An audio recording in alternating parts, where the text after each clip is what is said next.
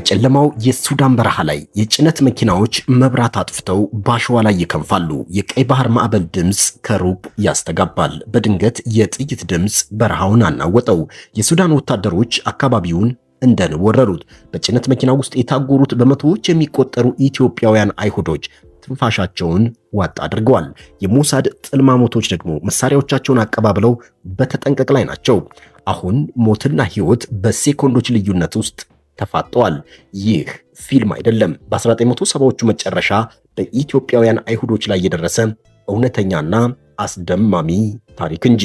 ከዚህ አስፈሪ ምሽት ጥቂት ዓመታት በኋላ ግን ዓለም ሌላ ተአምር ተመለከተ። በ36 ሰዓታት ውስጥ ብቻ 34 አውሮፕላኖች ከአዲስ አበባ ወደ ቴል አቪቭ በረሩ።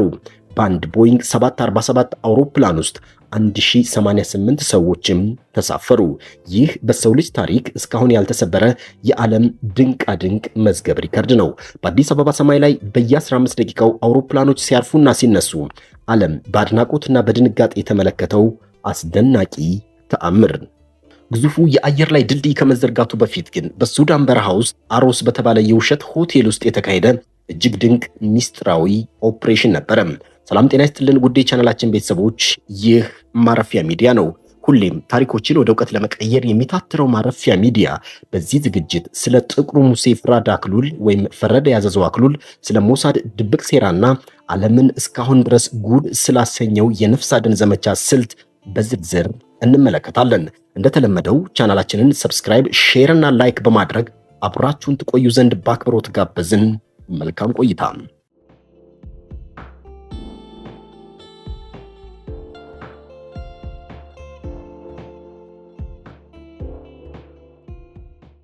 ታሪኩ የሚጀምረው በቤተ መንግስት ድግስ ወይም በደህንነት ቢሮዎች ውስጥ ሳይሆን በሰሜን የኢትዮጵያ ክፍል አዲረመጽ በሚባል ስፍራ በሚገኝ አንድ ትምህርት ቤት ውስጥ ነው። በዚህ ትምህርት ቤት ውስጥ በአካባቢው ነዋሪዎችና በትምህርት ቤት ውስጥ የሚከበር አንድ ርዕሰ መምህር ነበር።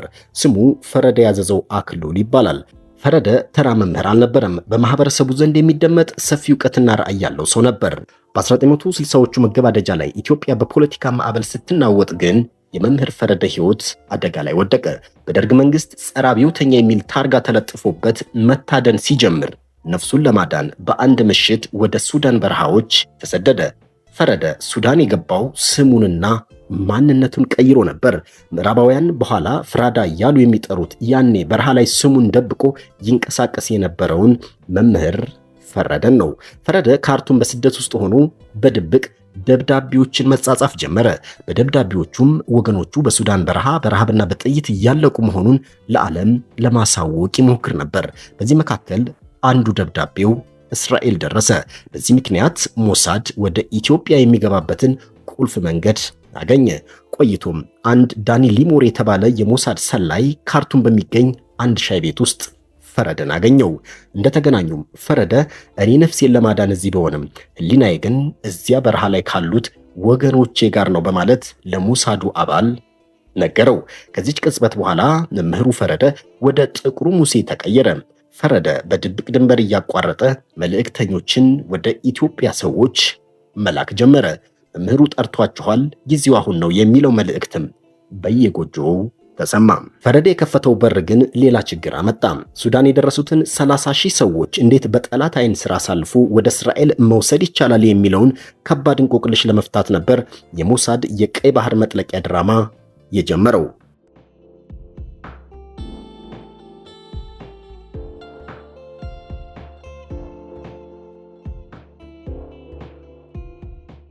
ሞሳድ በወቅቱ አንድ ችግር ነበረበት። በሺዎች የሚቆጠሩ ሰዎችን ከሱዳን በረሃ ወደ እስራኤል ለማሻገር በሱዳን ባለስልጣናት አይን ስር የማይጠረጠር መደበቂያ ያስፈልገው ነበር። በ1981 ዓ.ም የሞሳድ ሰላዮች በቀይ ባህር ዳርቻ ላይ አንድ የተተወና የተረሳ በአሸዋ የተሸፈነ የመዝናኛ መንደር አገኙ።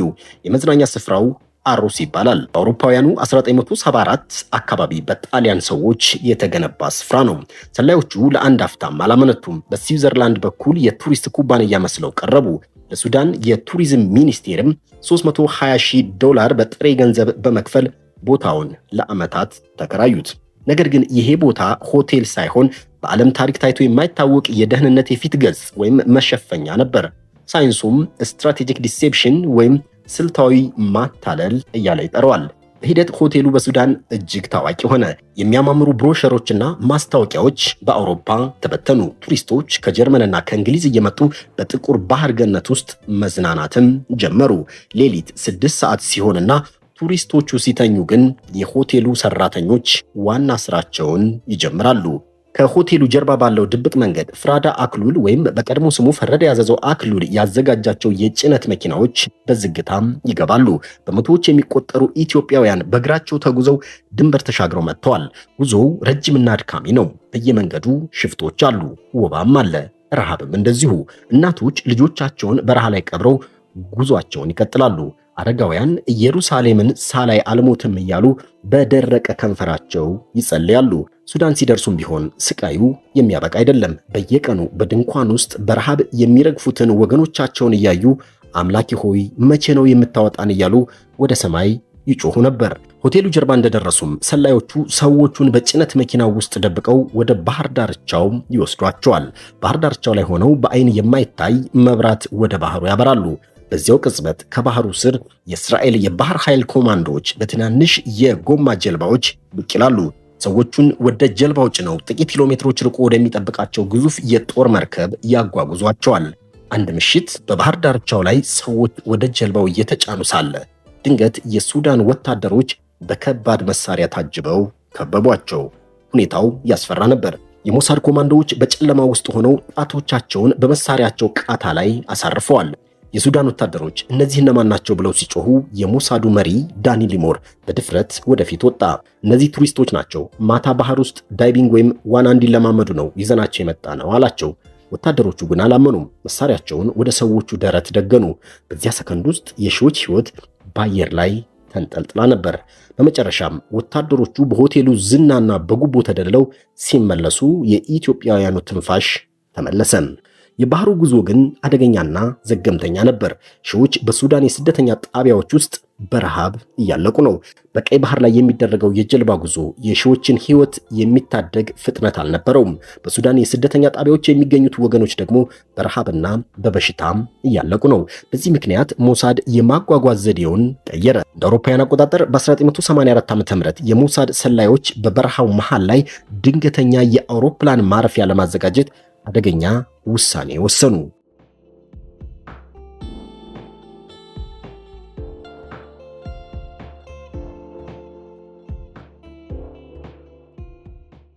ግዙፎቹ የሲ-130 ሃርኩለስ አውሮፕላኖች በሌሊት ምንም አይነት መብራት ሳያበሩ በአሸዋው ላይ ያርፉ ጀመር።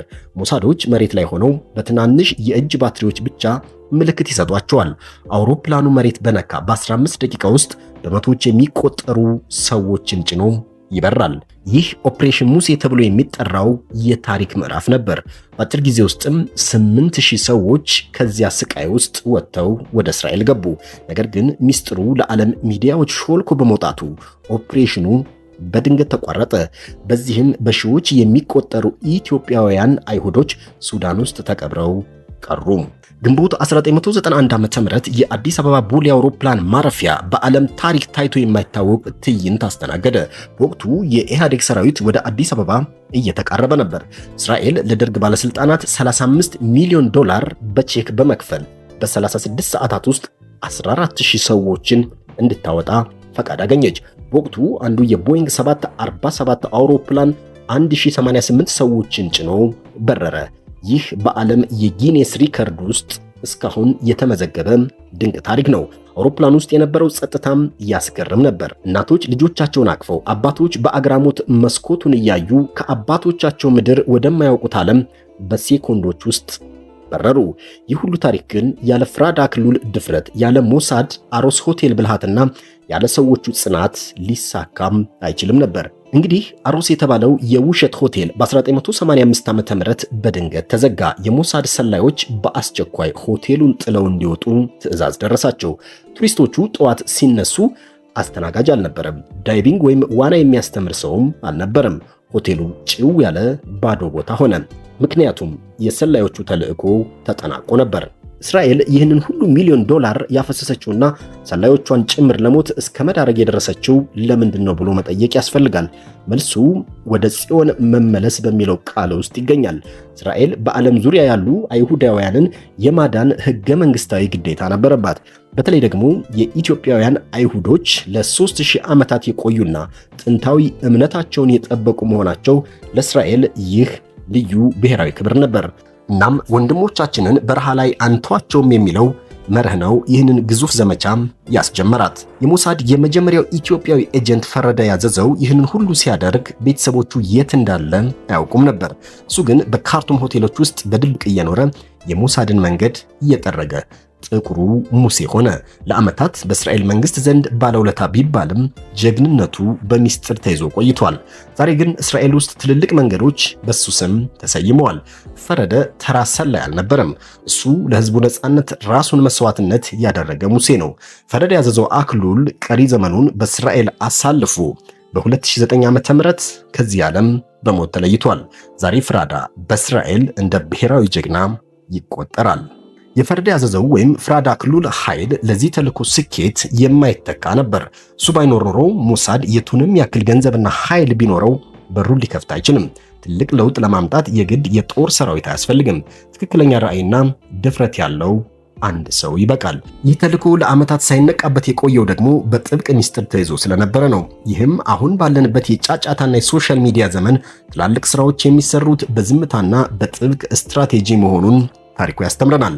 ለመሆኑ ይህንን ታሪክ ስትሰሙ ምን ተሰማችሁ? ፍራዳ አክሊል ባደረገው ነገር ጀግና ነው ወይስ ተራ ሰላይ? ሐሳባችሁን በኮሜንት መስጫው ላይ አጋሩን። ስለተከታተላችሁን ከልብ እናመሰግናለን። በሌላ ጊዜ በአዲስ ድንቅ ታሪክ እስከምንገናኝ ድረስ ጤና ይስጥልን።